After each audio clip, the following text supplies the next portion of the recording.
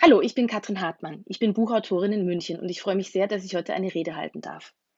Ich finde es aber furchtbar schade, dass ich nicht mit euch gemeinsam demonstrieren kann, denn 2018, vor 2 Jahren also, da war ich ja schon mal in Basel beim March Against Monsanto, damals ja noch, und durfte auch eine Rede halten.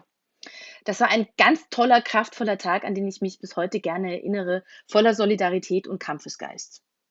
In solchen Momenten spürt man, dass wir nicht alleine sind mit dem Wunsch nach einer anderen Welt und dass diese andere Welt Wirklichkeit werden kann, wenn wir weiter miteinander kämpfen. Wegen Corona können wir das leider nur online tun. Dabei ist Protest gerade jetzt so dringend nötig. Denn Viruspandemien und die Agrarindustrie hängen zusammen. Corona und Bayer Monsanto hängen zusammen. Denn viele Erreger, die Ebola, Zika und die Vogelgrippe auslösen, stammen ursprünglich von Wildtieren aus tropischen Regionen. Deren Lebensräume werden aber zerstört. Intakte Ökosysteme werden zerstört, Artenvielfalt geht verloren. Das aber führt dazu, dass sich Viren schneller auf den Menschen übertragen können. Jedes Jahr wird weltweit Wald so groß wie Großbritannien und Nordirland zerstört. In Brasilien wird, seit der Faschist Jair Bolsonaro an der Macht ist, so brutal abgeholzt, dass der Amazonas-Regenwald vor dem Kollaps steht. Diese Wälder werden vernichtet im Namen der industriellen Landwirtschaft, für Monokulturen von gentechnisch verändertem Soja und Mais, für Palmöl und Zuckerrohr für den Export. Und die multinationalen Chemiekonzerne, Agrar- und Lebensmittelriesen, die Spekulanten und Finanzinvestoren sind da ganz vorne mit dabei. Konzerne wie Bayer Monsanto nehmen die Zerstörung von Menschen und Natur ganz bewusst in Kauf. Ohne ihre Ackergifte, ohne ihr lizenziertes Saatgut wären die Monokulturen ja gar nicht möglich, für die Wälder abgeholzt werden, für die Menschen vertrieben und durch die Viren freigesetzt werden. Dort, in den Ländern des Südens, werden Pestizide eingesetzt, die in der EU längst verboten sind. Mehr als ein Viertel der Wirkstoffe, die zum Beispiel Deutschland exportiert, werden vom Pesticide Action Network als hochgefährlich eingestuft. Über ein Drittel der 2018 von Bayer weltweit verkauften Wirkstoffe sind laut Pesticide Action Network hochgefährlich. 99% der Todesfälle durch Pestizidvergiftungen, das sind 20.000 bis 40.000 Menschen pro Jahr, gibt es in Afrika, Asien und Lateinamerika. In Brasilien haben sich die Pestizidvergiftungen in den letzten 10 Jahren mehr als verdoppelt. Und der Verkauf der aktiven Wirkstoffe in den Pestiziden von Bayer eben auch.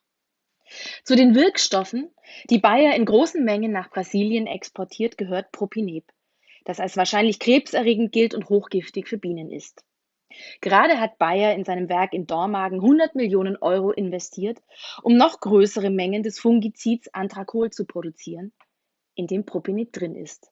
In der EU ist Propineb selbstverständlich verboten. In Brasilien berichten lokale Gemeinden, dass dort Pestizide versprüht werden, um Menschen von ihrem Land zu vertreiben.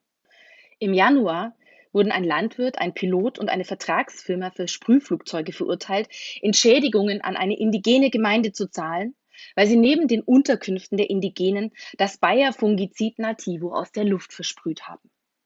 In Brasilien sitzen Chemiemultis wie Bayer und BASF in Lobbyorganisationen. Und diese Lobbyorganisationen in Brasilien unterstützen eine Gesetzesvorlage, die es noch einfacher machen soll, Pestizide in Brasilien zu registrieren. Auch solche, die krebserregend sind, die Erbgut schädigen oder Fortpflanzungsprobleme verursachen können.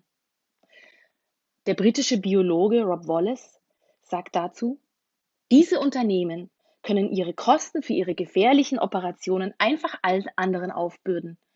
Den Tieren, den Verbraucherinnen, den Bauern, den lokalen Gemeinschaften und den Regierungen. Die Schäden, die Schäden sind so umfangreich, dass das Agrobusiness, wie wir es kennen, für immer erledigt wäre, wenn wir diese Kosten in die Unternehmensbilanzen einrechnen würden. Kein Unternehmen könnte die Kosten für die von ihnen verursachten Schäden tragen.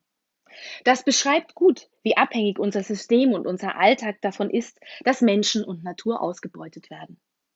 Corona und seine Folgen sind nicht einfach eine Bedrohung von außen, sie sind aus diesem System heraus entstanden. Corona zeigt uns auch, wie krisenanfällig Kapitalismus ist und wie sehr die ökologische und die soziale Frage zusammenhängen. Wir müssen jetzt darüber nachdenken, wie wir dieses System ändern und wie wir diese zerstörerischen Großkonzerne für immer loswerden. Dafür ist dieser Tag da. Corona hat und wird viel Leid zurücklassen. Aber eines wird dieses Virus niemals schaffen: unseren Kampf für eine andere, für eine gerechte Welt zu stoppen. Also freue ich mich darauf, dass wir diesen Kampf bald wieder auf der Straße austragen können. Danke euch fürs Zuhören und hoffentlich bis bald. Bleibt gesund.